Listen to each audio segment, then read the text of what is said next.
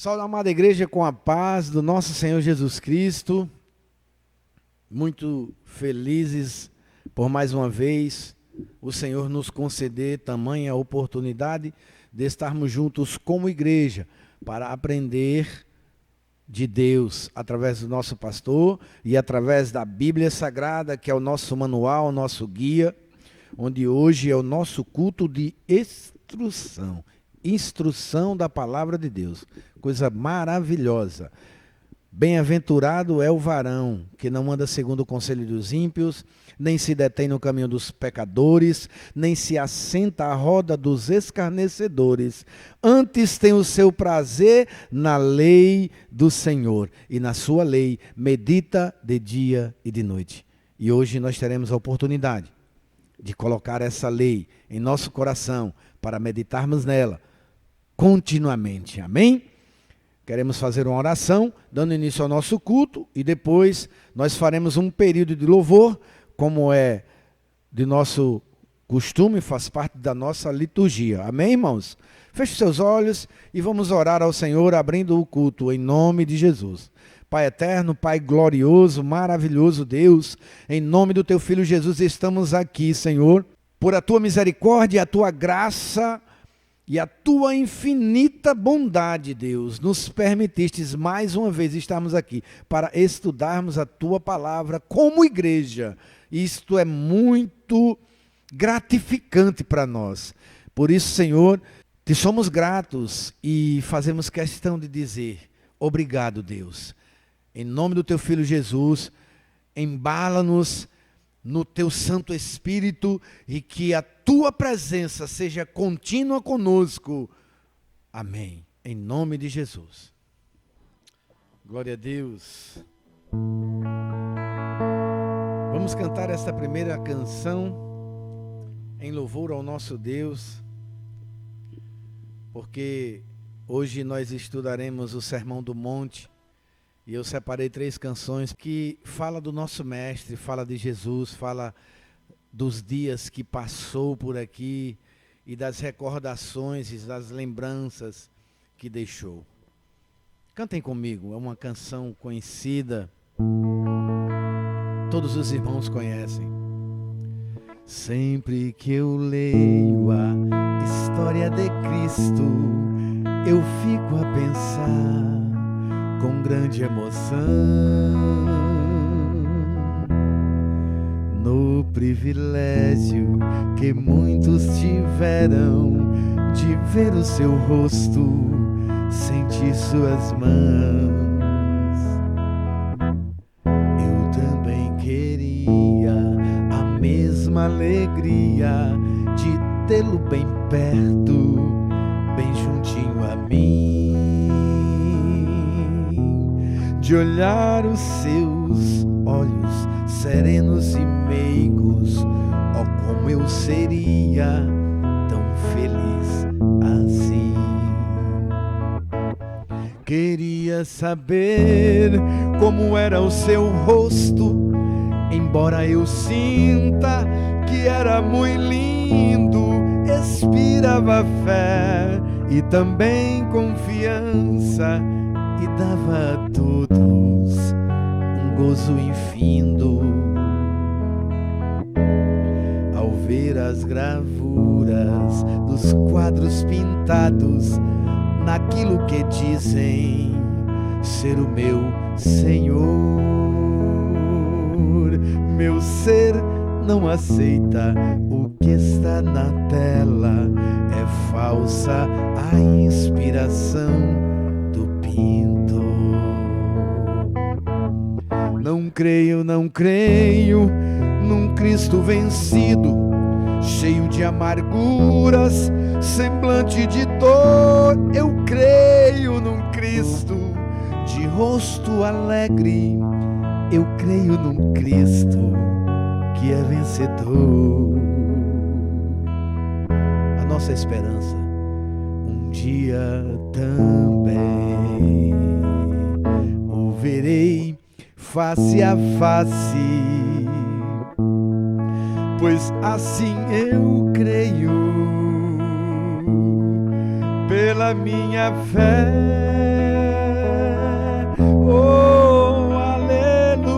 aleluia, verei o seu rosto, verei a Jesus como Ele é, oh, aleluia, verei o seu rosto, verei a Jesus como Ele é. Aleluia! Essa é a esperança que nos motiva, que nos alegra na caminhada. Não existem momentos em que não estejamos alegres quando estamos conectados com Cristo, porque é uma alegria inexplicável, é maravilhoso. E nós sabermos que um dia, não amanhã ou daqui a 2 dias, mas um dia, assim Ele prometeu, estaremos com Ele. João 14:6, Ele disse: não se turbe o vosso coração, credes em mim, credes também em Deus. Na casa do meu Pai há muitas moradas, se não fosse assim, eu não vos teria dito, eis que eu vou, e vos prepararei lugar, e virei outra vez, e vos levarei, para que onde eu esteja, estejais vós também. Então, nós o veremos face a face. Aleluia! Isso é uma alegria que o meu coração não consegue explicar. É uma alegria inenarrável, pois eu sei que o meu Senhor vive e Ele sentará à mesa comigo e ceará. Aleluia! Esse desejo ardente em meu coração me anima em todos os momentos para continuar firme na esperança de Cristo. Amém? Vamos cantar mais uma canção.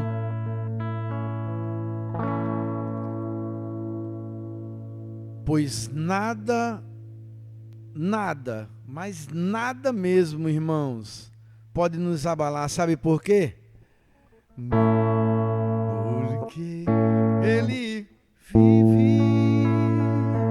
Diga comigo: posso crer no amanhã, porque Ele vive.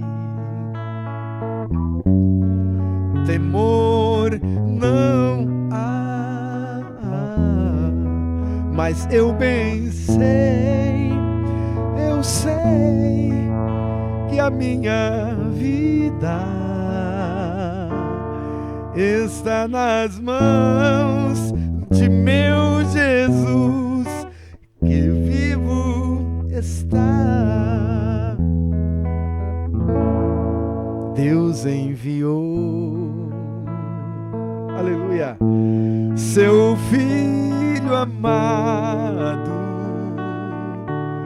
para nos salvar, nos perdoar, na cruz morreu por meus pecados, mas ressurgiu e vivo com o Pai está, porque Ele vive. Posso crer no amanhã, porque Ele vive. Temor não há, mas eu bem sei, que a minha vida está nas mãos de meu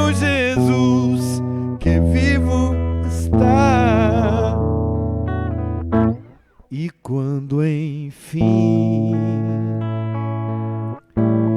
chegar a hora, aleluia, em que a morte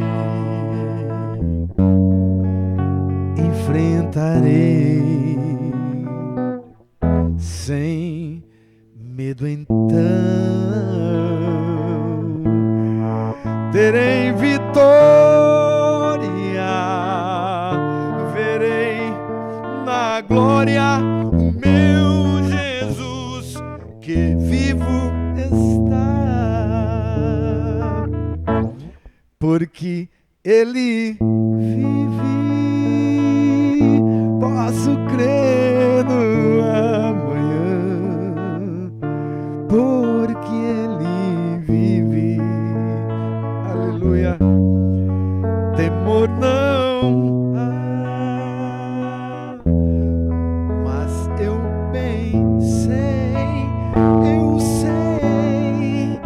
que a minha vida está nas mãos de meu Jesus, que vivo está. Mas eu bem sei, que a minha vida está nas mãos do meu Jesus, que vivo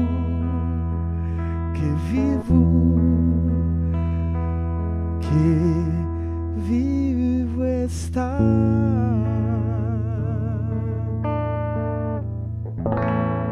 Aleluia, aleluia. Isso nos anima, irmãos. Isso nos embala nos momentos difíceis da nossa vida. É a nossa âncora, é o nosso alívio, é o nosso socorro imediato. E nos momentos alegres, é a nossa certeza de que nos encontraremos com Ele.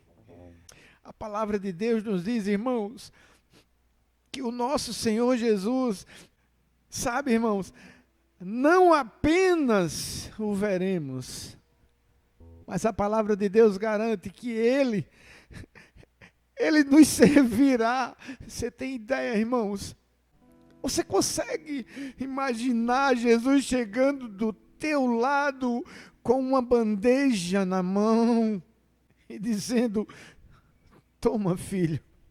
Eu não tenho palavras, irmãos, para expressar a alegria que invade o meu coração. Eu posso dizer apenas que eu sei quem Ele é. Sabe? Muitas pessoas, naqueles dias em que Jesus esteve, como se fez homem, se fez carne e habitou entre nós, muitas pessoas duvidaram dele, como hoje ainda acontece.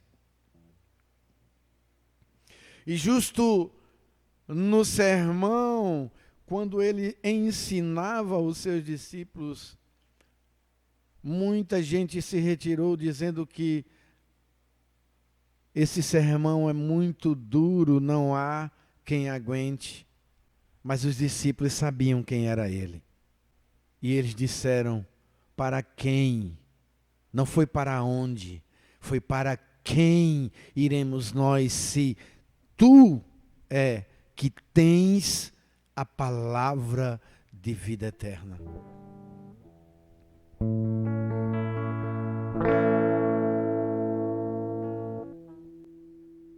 Quem és tu?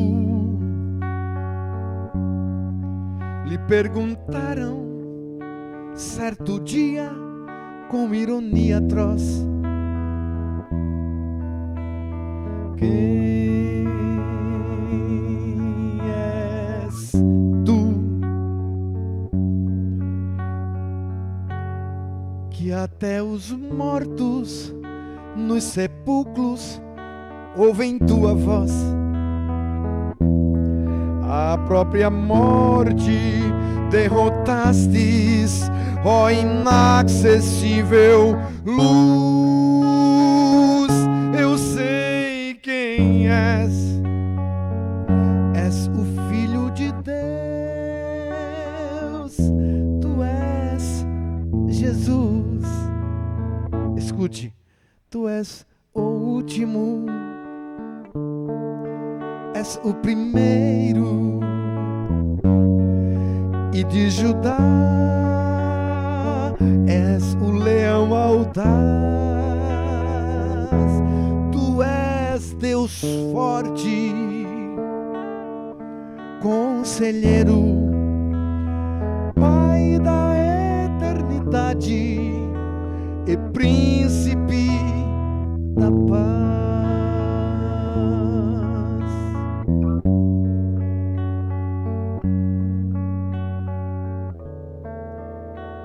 Aleluia.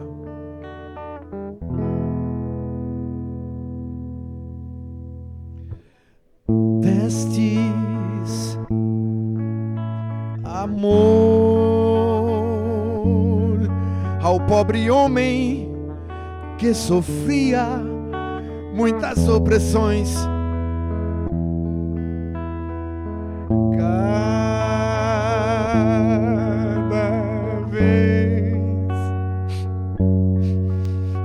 Falavas, libertavas grandes multidões.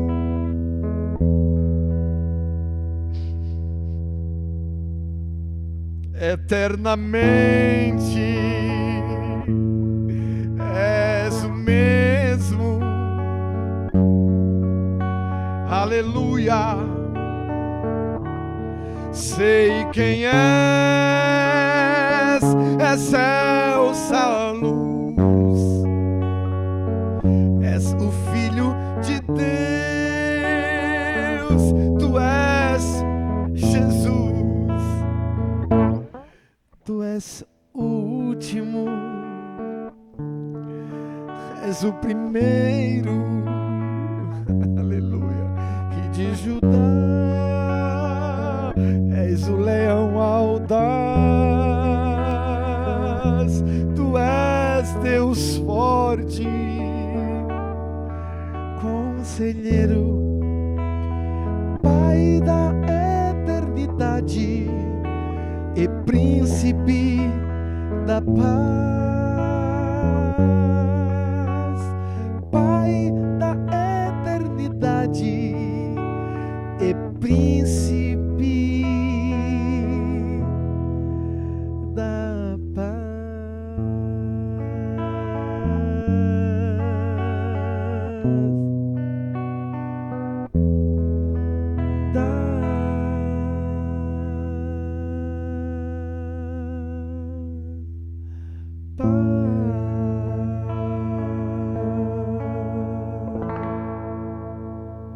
E ele disse: a minha paz eu vos dou, e não como o mundo. A paz do mundo é passageira, é fugaz, é falsa, é momentânea. Mas a paz que nos dá Cristo Jesus é contínua e eterna e para sempre, sempre e sempre. Que Deus continue nos abençoando, que o Senhor Jesus continue emanando a sua presença através do seu Espírito Santo em nossas vidas. Eu agora passo a palavra para o nosso pastor Wesley, que irá, movido pelo Espírito Santo, nos ensinar acerca do Sermão do Monte. Sabe, irmãos, o Sermão do Monte, ele tem uma conotação especial. No grego, quando a palavra expressa no início de uma frase diz, e assentou-se, ela está dizendo assim, ele está chamando a sua atenção. Não que as outras coisas que Jesus disse eram menos importantes, mas que o Sermão do Monte, para a vida do cristão, para aquele que quer seguir a Cristo, é de suma e suprema importância. Então que Deus, através do seu Espírito Santo, abra os nossos olhos espirituais e que o nosso entendimento possa compreender da parte de Deus aquilo que está escrito, que é a revelação do seu Espírito Santo. Amém? Até a próxima, e um forte abraço e a paz do Senhor a todos. Amém, queridos. Que a graça e a paz do nosso Senhor Jesus Cristo seja com cada um. Nós estamos alegres no Senhor por podermos mais uma vez estudarmos e meditarmos a sua palavra. Como é bom estudarmos e meditar na palavra do Senhor, como é bom aprender, como é bom conhecer, como é bom crescer, não é verdade? E nós estamos aqui nesta oportunidade para fazer isso. E somos gratos a Deus por Ele nos dar mais esta oportunidade. Eu quero mais uma vez agradecer ao nosso irmão Jesaías, que tem sido um companheiro aí, tem estado comigo nesse novo normal, nos auxiliando e nos levando a Deus em adoração através das canções. Tem sido uma bênção e eu sou grato demais a Deus pela vida dele, por essa parceria, podemos assim dizer, e poder contar com a vida dele. Que Deus continue o abençoando de forma grandiosa e poderosamente. Amém, queridos?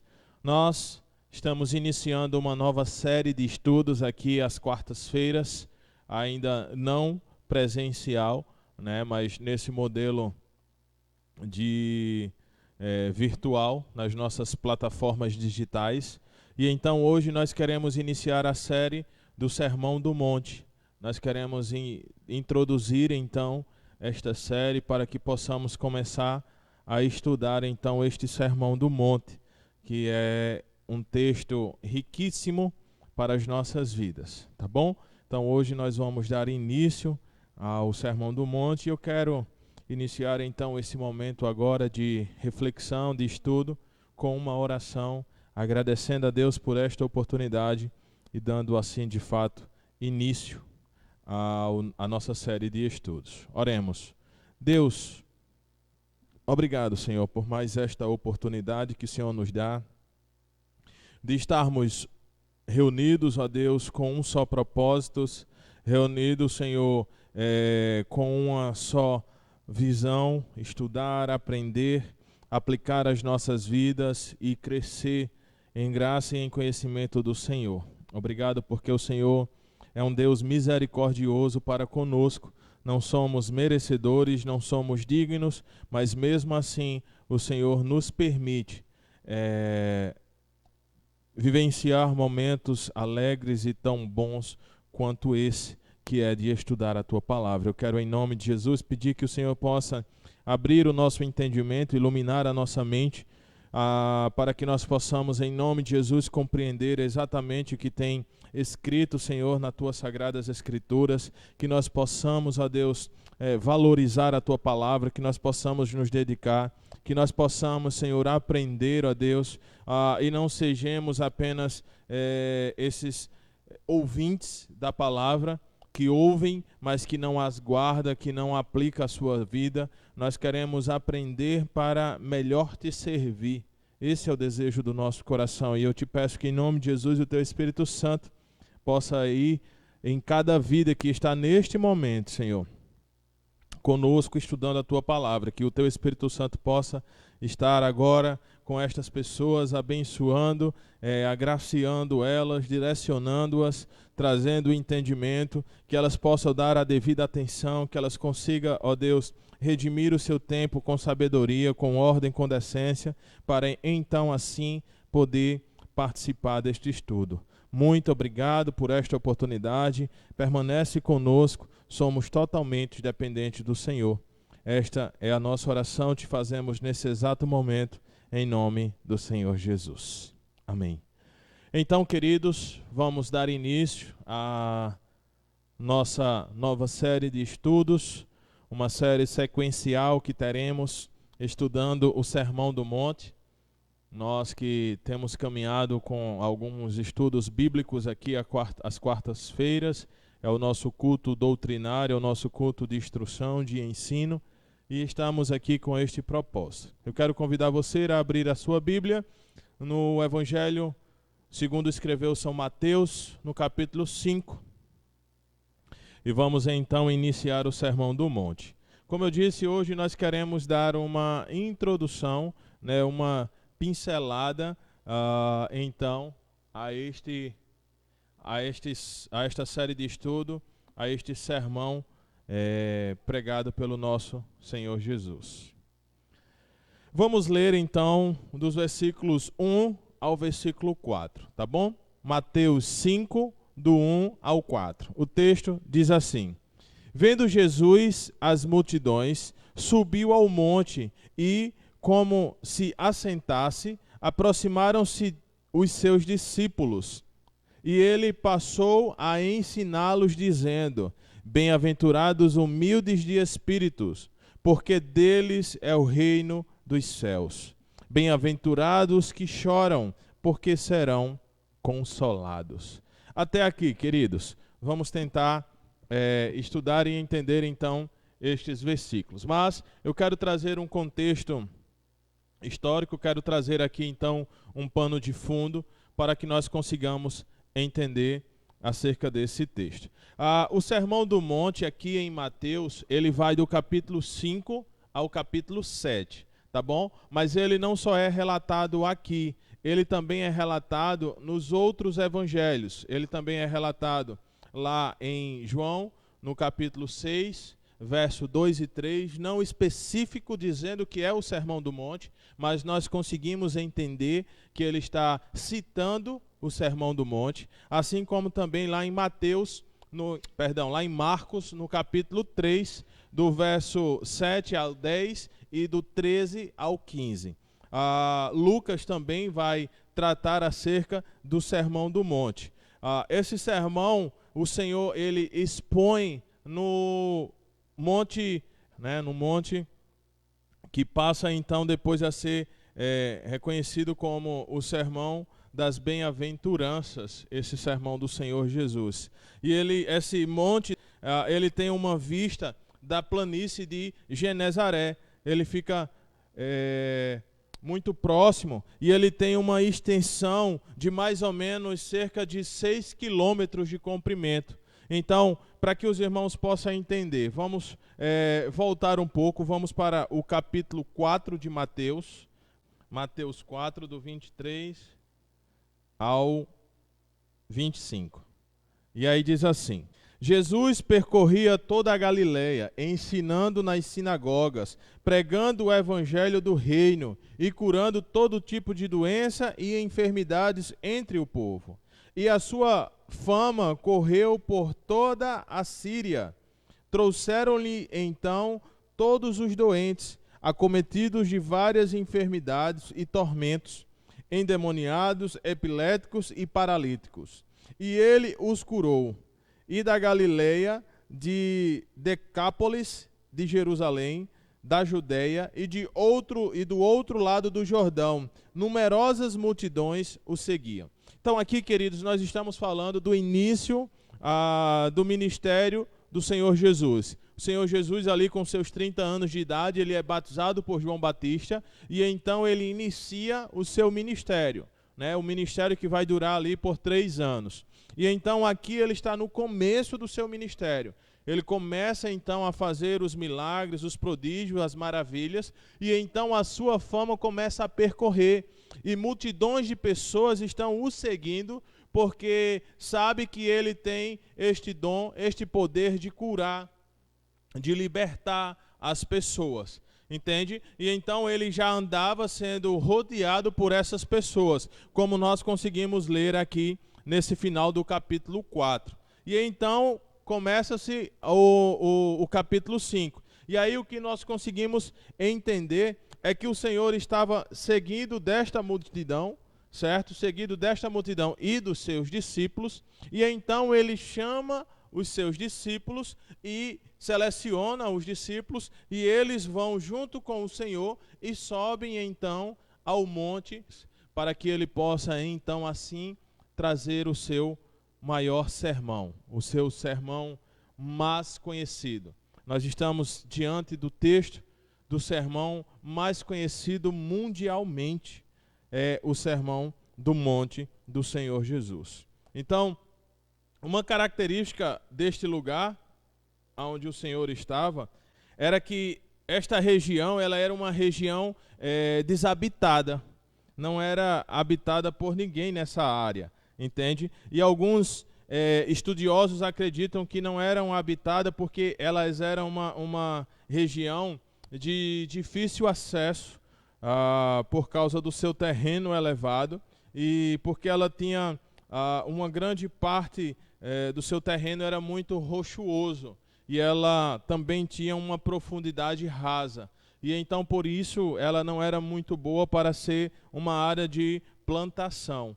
E então o Senhor Jesus, passando por ali, na verdade essa região ficava próximo de onde o Senhor ficava hospedado, né, de onde o Senhor estava hospedado, e então ele se aproxima desse lugar e chama os seus discípulos. É como se eles estivessem caminhando junto com a multidão, e então apenas chama os seus discípulos para então trazer para eles este sermão, então trazer para eles este ensinamento. Eu queria que os irmãos entendessem que esse sermão ele vai partir mais para uma linha de fato de ensino, que é o que ele diz no começo do capítulo 5. E o final que nós lemos do capítulo 4, que diz que o Senhor ensinava e pregava. Então, é esse sentimento que o Senhor começa aqui. Não é um sermão como nós temos o hábito de falar hoje em dia da pregação do Evangelho, que é sim a pregação do Evangelho, mas é um sermão de ensino. É como se um pai tivesse dando um sermão no filho, sabe? Tem pais que chamam os seus filhos e querem repreender e quer chamar a sua atenção, então ele vai fazer isso com um sermão, e aí a gente diz que o pai está dando um sermão no filho, né? Há quem diga que existem situações que é melhor levar uma pisa do que receber um sermão do pai, porque é muito profundo, é um sermão que às vezes é muito mais doloroso até mesmo do que uma pisa. E aí é basicamente isso aqui que o Senhor Jesus faz. Ele dá um sermão no título de instrução. Ele seleciona os seus discípulos e então ele traz esse sermão para os discípulos. Ele ensina aos discípulos. Vejamos o que é que algumas pessoas, alguns teólogos falam acerca do Sermão do Monte. Provavelmente o Sermão do Monte é o mais conhecido discurso de toda a literatura do mundo e também o menos obedecido. Essa é uma frase de John Bunyan, certo? Existe uma outra frase, essa de John Stott, que diz assim: creio que Jesus desejava que este sermão fosse obedecido, e se a igreja tivesse aceitado estes padrões e valores e vivessem segundo eles, a sociedade seria outra. Frase essa de John Stott. Uma outra frase que diz assim: o Sermão do Monte destina-se ao povo cristão inteiro. Quanto mais vivemos e colocamos em prática esse sermão, tanto mais haveremos de experimentar a bênção do Senhor. Esta é uma frase do Dr. Martyn Lloyd-Jones. Então, queridos, o Sermão do Monte é, sem sombra de dúvida, o maior sermão e o sermão mais conhecido mundialmente. Entende? É o sermão mais famoso, podemos assim dizer, acerca disso. E vai ter vários livros escritos sobre o Sermão do Monte. Eu gostaria de trazer uma indicação, tá? Que é o do próprio Dr. Martyn Lloyd-Jones, que é o Sermão do Monte. O nome do livro é esse, Sermão do Monte. O Dr. Martyn Lloyd-Jones, ele fez uma série, se eu não me engano, de 60 e poucas pregações em cima do Sermão do Monte. Ele usava o Sermão do Monte na sua escola bíblica e por 64, se eu não me engano, ele trouxe 64 pregações em cima do Sermão do Monte. E então ele fez esse livro, que é uma série de estudos em cima do livro do Sermão do Monte. Tá bom? Então eu indico aqui, como tem outros, mas esse aqui para mim é uma ótima indicação para os irmãos, tá? Queridos, também há quem acredite que pelo fato de ser muito espaçoso esta área, né, do monte onde o Senhor estava, por ela ser bem arborizada, com muitas sombras, e por estar bem próximo de onde Jesus ficava, pode ter sido então assim o fator principal pelo qual o Senhor escolhe aquela área, aquele lugar, para então proferir este sermão. O Sermão do Monte é um sermão riquíssimo em seu ensinamento. E nós estamos aqui se nós queremos seguir a Cristo, se nós queremos obedecer a Cristo, se nós queremos ser servos de Cristo, nada melhor do que aprendermos com o seu sermão. Aqui nós estaremos aprendendo exatamente com o Senhor Jesus. Foi o próprio Senhor Jesus que falou, que ensinou estas palavras, e nós estaremos aprendendo com Ele, tá? É comum nós ouvirmos algumas pessoas falarem que o Sermão do Monte é conhecida como a carta magna do reino de Deus, porque ela tem essa grande ênfase no reino de Deus, e por ela ser tão grande em sua importância no discurso de Jesus, ali praticamente no seu início do seu ministério. Então ela é aquele sermão que marca o início do ministério do Senhor Jesus. Por que que o Sermão do Monte é tão importante assim para as nossas vidas? E aí nós vamos entender que como o Sermão do Monte fala todas estas coisas, e em nome de todas elas, Jesus ele deixou a mudança no nosso interior bem clara. O Sermão do Monte é para causar esta mudança no nosso hábito de viver.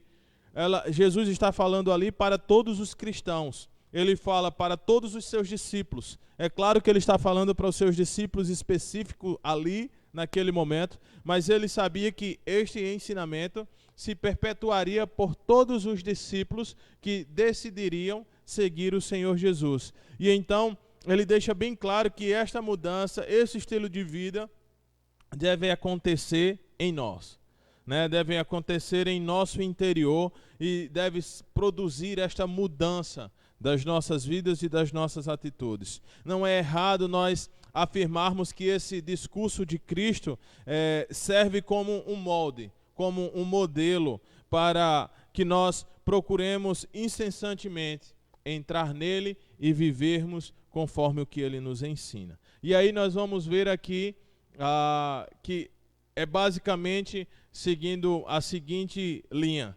Ele vai trabalhar sobre a humildade no Sermão do Monte. Ele vai trabalhar sobre o amor ao próximo, sobre casamento, sobre missões, sobre relacionamentos, sobre coerência na palavra, saber falar. Ele vai falar sobre a oração, ajudar as pessoas. Ele vai falar sobre vingança, sobre dinheiro, sobre dar frutos saudáveis. Tudo isso é o que forma o caráter cristão. Todo cristão ele tem que ter o seu caráter formado e transformado pela palavra do Senhor. E aí então o Senhor, expondo o seu sermão, ele nos ensina como nós devemos viver desta maneira. Como eu disse lá em Lucas também, no capítulo 6, do verso 17 ao verso 49, o Senhor também, Lucas também vai relatar acerca do Sermão do Monte. Só que lá, tanto em Lucas, quanto em João, quanto em Marcos, eles vão trabalhar de uma forma resumida, como algumas informações complementares, que talvez que aqui em Mateus não tenha. Mas em nossos estudos aqui nós faremos também menção a esses textos de Lucas e os outros. Entretanto, nós iremos focar aqui em Mateus, que é onde o sermão ele é mais conhecido e maior, podemos assim dizer, exposto por Mateus, tá? Então, apesar do distinto ser o povo de Deus específico, o final do Sermão do Monte diz: as multidões estavam maravilhadas com a sua doutrina. Mas isso não quer dizer que o Senhor estava naquele momento falando para uma multidão. Ele estava falando exatamente para os seus discípulos certo? Ele estava ensinando os seus discípulos. Existe, inclusive, um momento em que Jesus ele fala dos discípulos com uma comparação de como eles não deveriam viver. Compara os discípulos com os não discípulos e diz: não vos assemelheis a eles. Essa mensagem foi proprietariamente para os filhos de Deus, para que ele possa falar acerca de como nós devemos viver, de como deve ser o nosso caráter cristão, de como deve ser a nossa postura cristã, tá? Então, ele vai falar exatamente sobre isso. E aí, em Mateus 5:1, que nós lemos, vai dizer que Jesus, vendo a multidão, ele subiu ao monte e, como se assentasse, aproximou dele os seus discípulos. E ele passou ao quê? A ensiná-los. Aí aqui eu quero chamar a sua atenção, queridos. Aqui o Senhor Jesus, ele passa a ensinar. Aqui são ensinamentos do Senhor Jesus. Aqui também não são os únicos ensinamentos. Nós vamos ver que durante o Novo Testamento tem outros ensinamentos do Senhor Jesus. Mas algo precisa ser ressaltado aqui. Qual a importância que você dá aos ensinamentos do Senhor Jesus? Qual o valor que tem os ensinamentos do Senhor Jesus para a sua vida? Entende? Qual o grau de importância que tem os ensinamentos? Porque uma coisa é o Senhor Jesus ensinar. Outra coisa é você aprender e viver com aquilo que você foi ensinado. O nosso Senhor Jesus, ele é o nosso mestre. E então ele está nos ensinando. E nós precisamos aprender. E aí não é só aprender para termos o conhecimento. Não é só aprender para dizermos que sabemos. Mas é aprender para aplicar e passarmos a viver. É um exemplo de vida que nós precisamos trazer para as nossas vidas. O Senhor nos diz como nós devemos viver. E nós precisamos passar a viver. Se Ele é o nosso Senhor, se Ele é o nosso Rei, se Ele é aquele que está nos ensinando, nós precisamos dar o devido valor e aprender. É como se fossem os nossos professores de sala de aula. Eles estão ali nos ensinando. Então, uma coisa é você estar lá e ouvir os ensinamentos dele e trazer para a sua vida. Outra coisa é você ver esses ensinamentos e não dar a mínima. Sabe, você está ali apenas de corpo presente ou estar apenas assistindo a aula por uma obrigação, mas não é isso que você quer fazer. Então, muitas pessoas estão ouvindo os ensinamentos do Senhor Jesus, mas não estão dando a devida atenção, o devido valor. Se o Senhor Jesus está nos ensinando, é porque nós precisamos passar a viver. Se nós seguimos a Cristo, se nós somos discípulos de Cristo, o Senhor nos ensina, nós precisamos aprender e passarmos a viver. Não podemos ficar apenas como mero conhecedores da palavra do Senhor. Nós precisamos passar a ser praticantes desta palavra. Por isso o Senhor inicia aqui dizendo, olha, Mateus diz, olha, ele passou a ensiná-los. Ele passou a mostrá-los, a expor este sermão para a vida deles. E aqui está um ato que nós precisamos ter, um ato de aprendizado. Um ato de que nós precisamos dar a atenção devida aos ensinamentos do Senhor e precisamos passar a viver aquilo que o Senhor está nos ensinando. Não podemos desprezar a palavra do Senhor. Nós vamos ver aqui então uma divisão bem básica desse Sermão do Monte, desses versículos. E aí nós vamos ver então, do versículo 1 ao versículo 2 do capítulo 5 de Mateus, as bem-aventuranças. Do versículo 13 ao 48, nós vamos ver Jesus interpretando a lei para o reino, certo? Ele ensinando acerca da lei para o reino. Do capítulo 6, do versículo 1 ao verso 18, nós vamos ver a piedade do reino, certo? Do versículo 19 ao versículo 34, nós vamos ver um coração para o reino, o Senhor nos ensinando como nós devemos ter um coração para o reino. E por fim, o capítulo 7, nós vamos ver então os padrões de julgamento para o reino. Como que o reino de Deus é julgado e é comparado. Tudo isso sendo instruído e ensinado pelo Senhor Jesus. Tudo o que se refere no Sermão do Monte é uma forma de Cristo explicar por que o reino de Deus. E o que é interessante, se você observar, queridos, é que o reino de Deus já chegou. O reino de Deus não vai chegar. O reino de Deus já chegou, ele já foi iniciado e nós damos continuidade a este reino de Deus. Nós damos continuidade ao reino do Senhor. Nós somos aqueles que confirmamos esse reino. E aí por isso que ele precisa reinar em nossas vidas. Amém? Vamos seguir. E aí ele começa então, como nós lemos, do verso 3 até o verso 12, mas nós lemos apenas o 3 e o 4, onde ele fala de bem-aventuranças. E aí, na verdade, esta é a base que Jesus usa para mostrar como deve ser um verdadeiro discípulo dele. Sabe, queridos, aqui ele nos mostra como todo e qualquer discípulo do Senhor deve viver.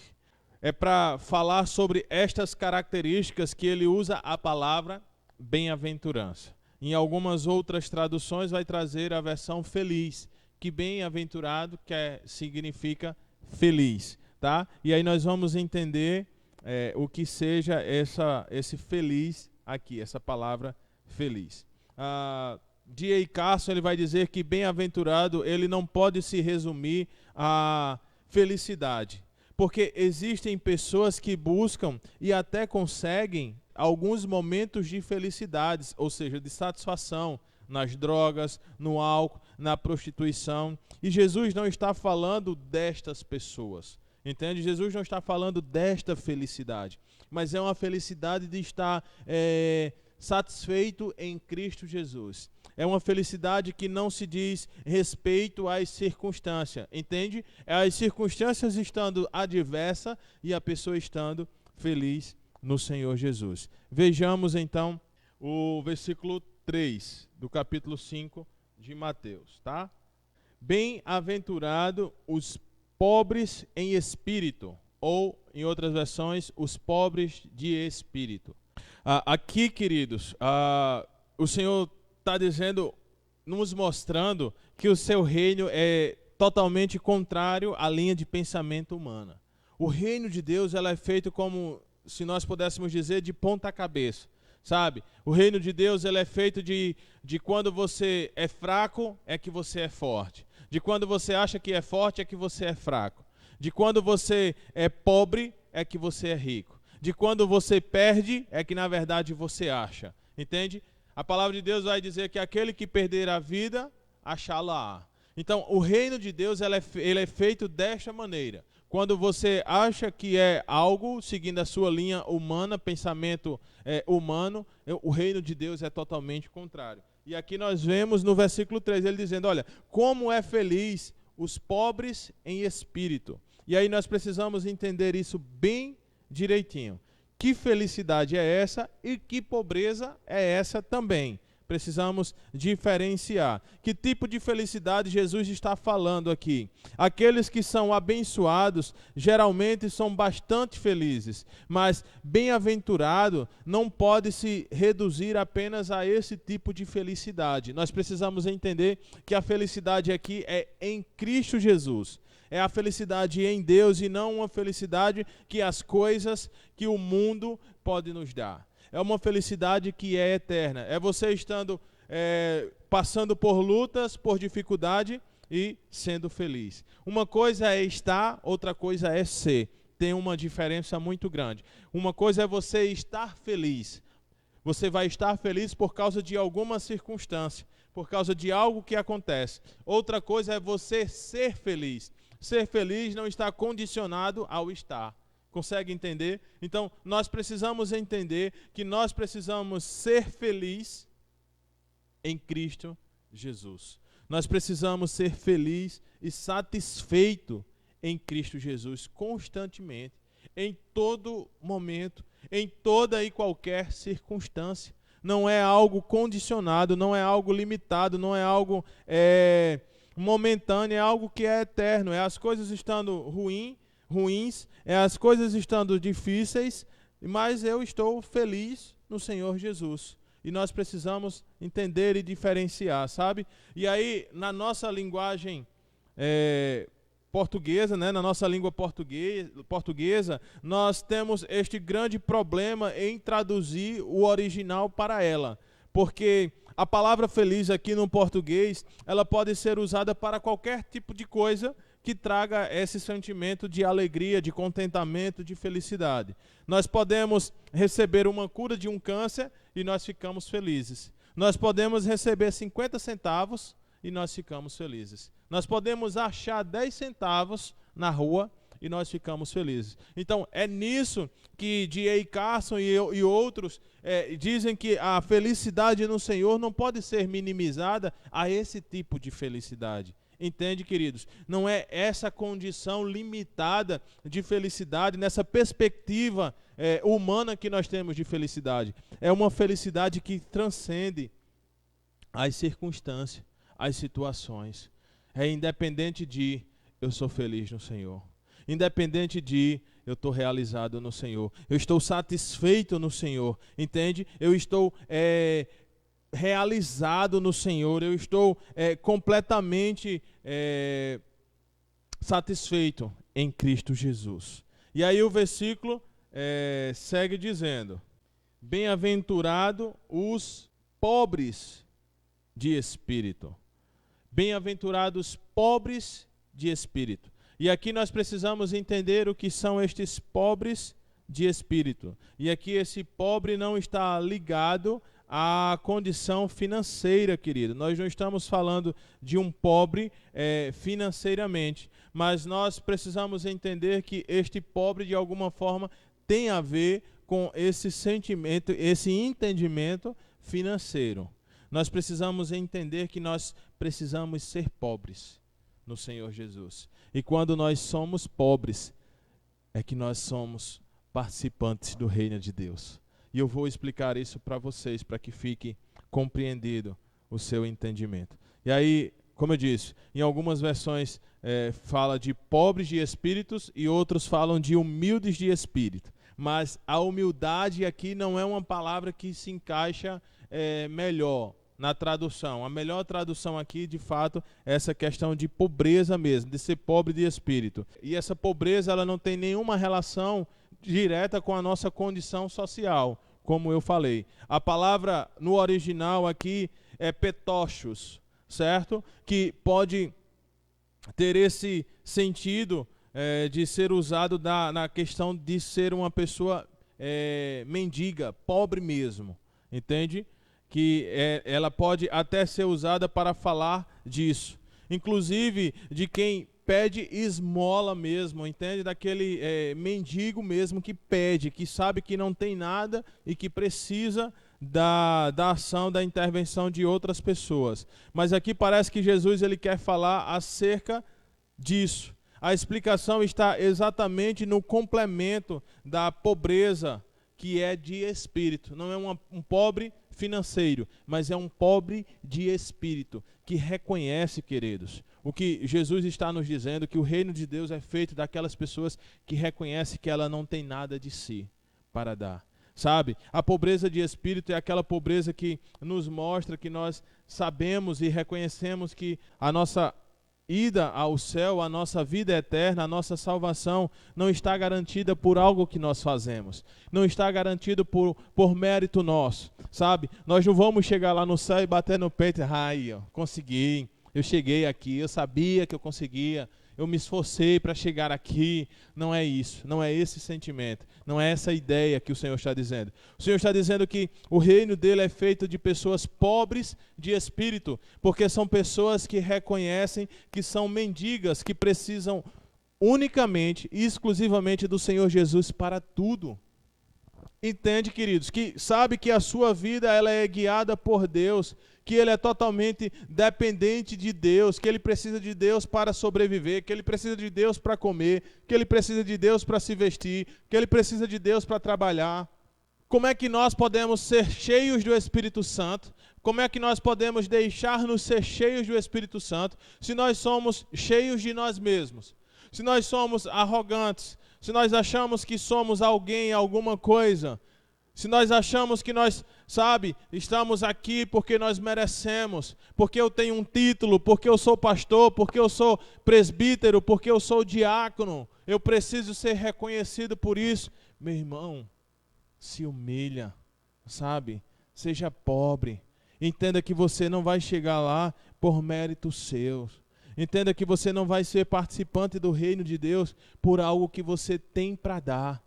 Mas você precisa entender que você chegou lá porque alguém te deu a ida para lá. Alguém te garantiu a salvação, porque você, por você mesmo, você não teria chegado. Você não teria conseguido. E então, por isso que o Senhor diz, olha, o reino de Deus, como é feliz aqueles que são pobres de espírito, porque é deles que é feito o reino de Deus. São pessoas que conseguem, queridos, reconhecer que são miseráveis, que são pequenas, que são dependentes de fato, que precisa, que clama, que diz, olha, me dá, por favor, eu preciso, eu reconheço, eu não tenho para dar.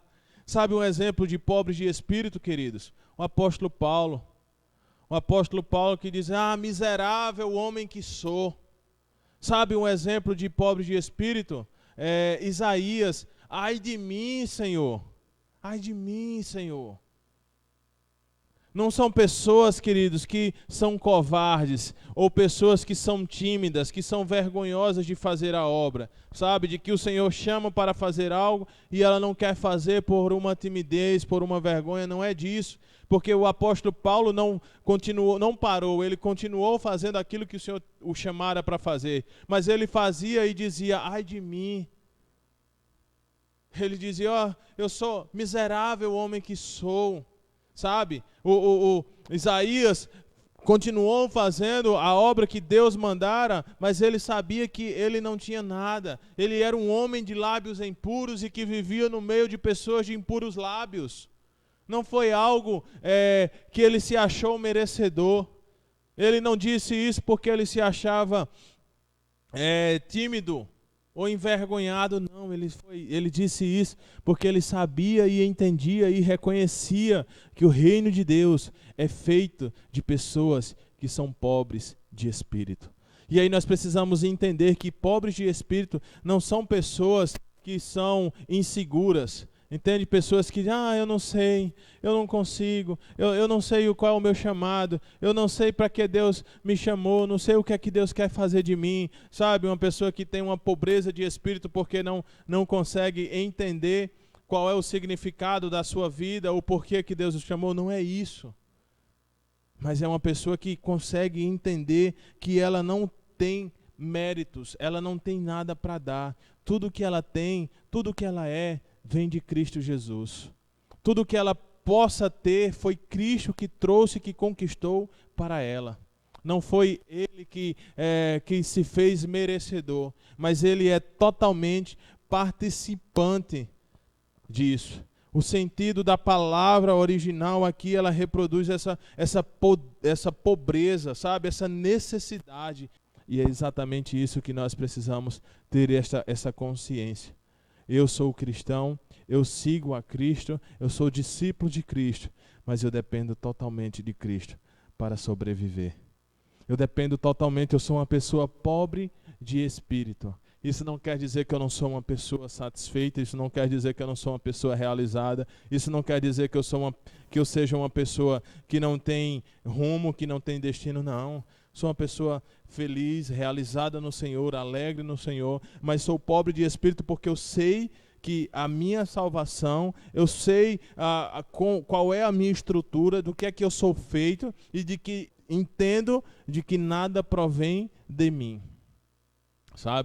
Como é que uma pessoa vai poder ser cheia do Espírito Santo de Deus se ela está cheia de si, se ela se acha demais, se ela se acha conhecedor demais, se ela se diz, eu tenho 20 anos de igreja, eu não preciso participar da escola dominical, porque eu já conheço, eu já sei. Meu irmão, o reino de Deus é feito de humildade. Se humilhe, reconheça que você não é nada, que você é medíocre, que você é falho, que você é pecador, que você é miserável, que você é um mendigo, que você precisa do Senhor. Que se não for a graça do Senhor, que se não for a misericórdia do Senhor, nós não vamos conseguir chegar aos céus. Nós não conseguiremos chegar ao reino de Deus. Nós precisamos entender.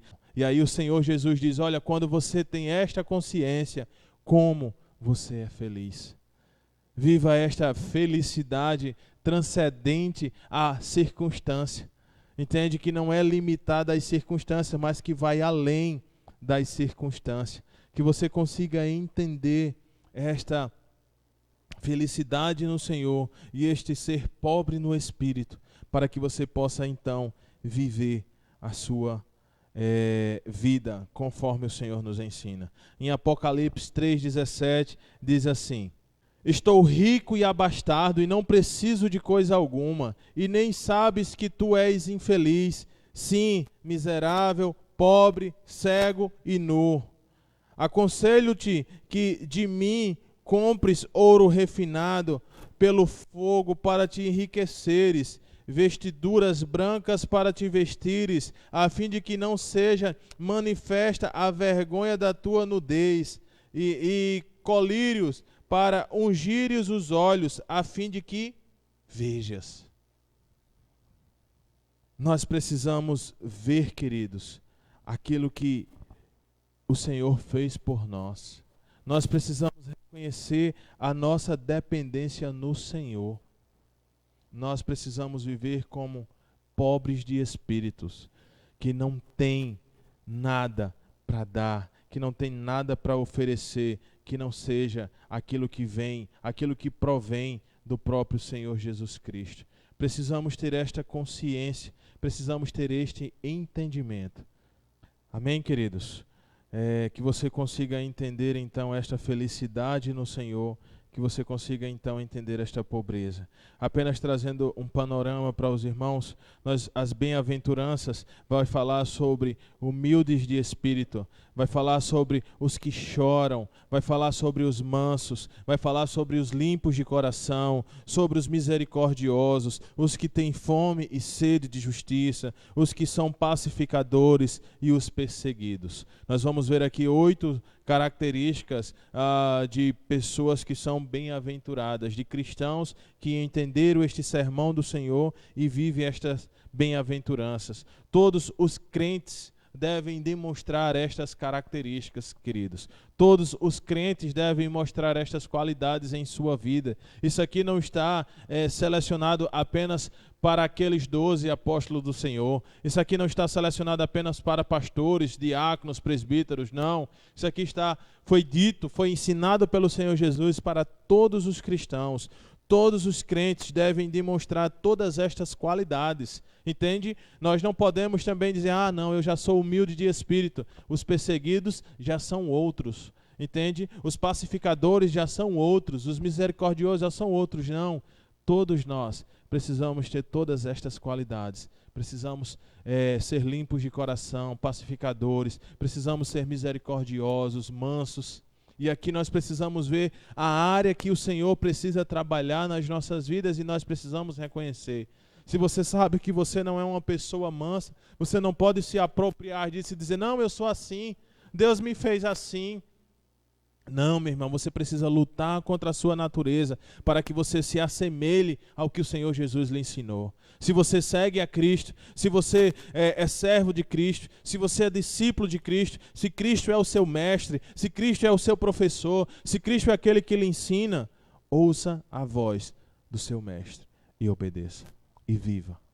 Bem-aventurado os humildes de espírito ou os pobres de espírito, porque deles é o reino de Deus. Que Deus possa abençoar as nossas vidas, que esse estudo possa ser riquíssimo para o nosso crescimento, que nós consigamos aprender a palavra de Deus, que nós possamos compreender, entender e que nós possamos viver. Eu quero agradecer a Deus com uma oração e em seguida eu quero ministrar as bênçãos apostólicas para as nossas vidas. Oremos. Deus, obrigado, Senhor, por mais esta oportunidade de estudarmos. Deus, obrigado, porque o teu Filho veio a este mundo na forma de homem e nos trouxe, ó Deus, esse sermão que é maravilhoso.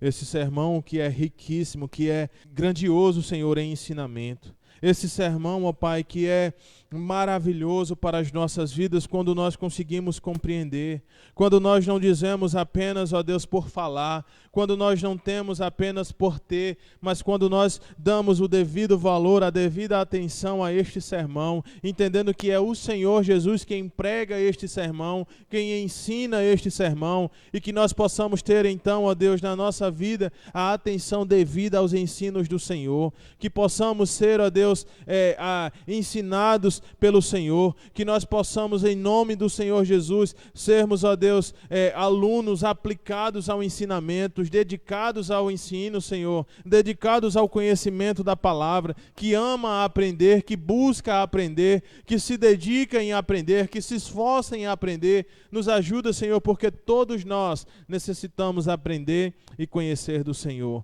Nós precisamos, ó Deus, seguir exatamente como o Senhor Jesus nos ensina. E a tua palavra diz como é feliz, como é bem-aventurado os pobres de espírito. Que nós possamos, ó Deus, sermos pessoas pobres de espírito, para que possa, Senhor, participar do reino celestial do Senhor, do reino eterno do Senhor, porque eu consigo entender que eu não tenho nada de mim, eu não tenho nada para dar, eu não tenho nada para oferecer que não seja a tua graça sobre a minha vida, que não seja a tua misericórdia sobre a minha vida, que não seja o teu amor sobre mim, Senhor. Me ajuda a ser, ó Deus, uma pessoa humilde, a ser uma pessoa mansa, a ser uma pessoa, ó Deus, sedenta pela tua obra, sedenta pela tua palavra. Aviva, Senhor, a tua igreja, acende a chama nos corações. Deus, incendeia o coração da tua igreja, inquieta a tua igreja para que ela saia da mesmice,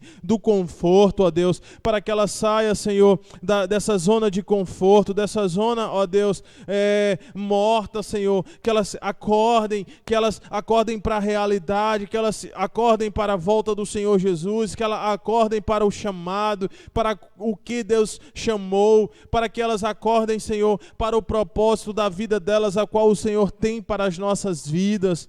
Nós precisamos disso, Senhor. Chacoalha a tua igreja. Temos vivido dias, ó Deus, que necessitamos conhecer e aprender, ó Deus, a tua palavra e estarmos mais próximos. Ao invés de nos distanciarmos, nós precisamos agora, nesse momento, estar aos pés da cruz, estarmos firmes no Senhor. E nos ajuda, Senhor, a incentivarmos e a ensinarmos uns aos outros, ó Deus, compartilharmos a nossa fé, a nossa esperança, a nossa confiança no Senhor, que nós consigamos, ó Deus, glorificar o Senhor com as nossas vidas, não apenas com palavras proferidas pelas nossas bocas, mas com as nossas ações, ó Deus, com o nosso caráter, Senhor. Que tenhamos caráter cristão, transformados e ensinados à luz da tua palavra. Esse, Senhor, é o desejo do meu coração e o Senhor sabe que é verdade. E eu te peço, em nome do Senhor Jesus, cuida de cada um de nós. Somos totalmente dependentes do Senhor. Só temos comida porque o Senhor nos dá. Só temos o de vestir porque o Senhor nos dá. Só temos, ó Deus, um trabalho porque o Senhor nos dá. Só temos o fôlego de vida porque o Senhor nos dá. Nós reconhecemos isso. Nós entendemos isso. Tudo isso é a graça de Deus, quando nós não merecíamos nada disso. E nós te dizemos, muito obrigado, Senhor. Muito obrigado por tudo. Esta, ó Deus, é a minha oração que te faço nesse exato momento. E te faço em nome do meu Salvador, o nosso Senhor Jesus Cristo. Amém. Recebam as bênçãos. Que a graça do nosso Senhor e Salvador Jesus Cristo, que o amor de Deus, o nosso Pai, e que a consolação, ó Deus, do Espírito Santo estejam sobre as nossas vidas e sobre todo o povo de Deus em toda a terra, hoje, amanhã e sempre. E a igreja do Senhor diz, amém. Que Deus abençoe a todos, fiquem todos em paz, em nome do Senhor Jesus. E até a próxima, se o Senhor assim nos permitir.